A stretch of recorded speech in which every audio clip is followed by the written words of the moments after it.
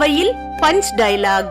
ஆம், அருமையான ஒரு பஞ்ச் டயலாகை ஆண்டாள் இந்த பாசுரத்தில் வைக்கிறார்.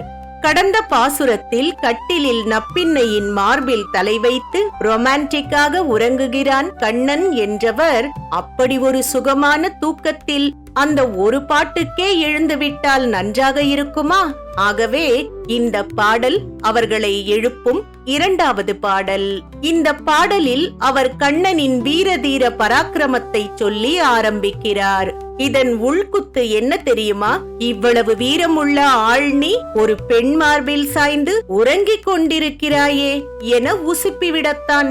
33 தேவர்களுக்கும் ஒரு பிரச்சனை என்றால் யாரும் சொல்லாமல் அங்கே வருகின்ற வீரா பேர கேட்டாலே சும்மா அதிரதில்ல என்பது போல ஒரு பஞ்ச் வைக்கிறார் பாருங்கள். உன் பேரை கேட்டாலே எதிரிகளுக்கு காய்ச்சல் வரும் தூயவனே. என்ன ஒரு பஞ்ச் டயலாக் இது! இப்படி கண்ணனை குறிப்பிட்டுவிட்டு நப்பின்னையை பிரத்யேகமாக வர்ணிக்கிறார். செப்பு கவச வடிவில் மென்மார்பும் செவ்விதழ்களும் அழகிய வளைவான சிற்றிடையும் உடைய நப்பின்னையே, நீ எழுந்து நோன்பிற்குரிய விசிறியையும் கண்ணாடியையும் உன் அத்தானிடம் தந்து அதை எங்களுக்கு தரச் செய்ய அவரை எழுப்புவாயாக, எங்களை மார்கழி நீராட விடுவாயாக என்கிறார். இந்த பாசுரத்தில் கப்பம், செப்பம், வெப்பம் என அடுக்கு மொழியிலும் அந்த கால லேடி டிஆராக எழுதியிருக்கிறார். ஒன்று நிச்சயம், பாசுரத்தில் பஞ்ச் டயலாக் எல்லாம் இருப்பது தெரிந்தால் இந்த சினிமாக்காரர்கள் பாசுரத்தின் பக்கம் பாய்ந்துவிடும் அபாயமும் இருக்கிறது.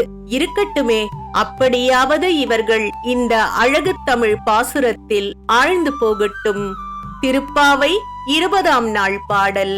33 அமரர்க்கு முன் சென்று கப்பம் தவிர்க்கும் கலியே துயில் எழாய், செப்பம் உடையாய் திரள் உடையாய் செற்றார்க்கு வெப்பம் கொடுக்கும் விமலா துயில் எழாய், செப்பு அன்ன மென்முலை செவ்வாய் சிறுமருங்குல் நப்பின்னை நங்காய் திருவே துயில் எழாய், உக்கமும் தட்டொளியும் தந்து உன் மணாளனை இப்போதே எம்மை நீராட்டேலோர் எம்பாவாய்.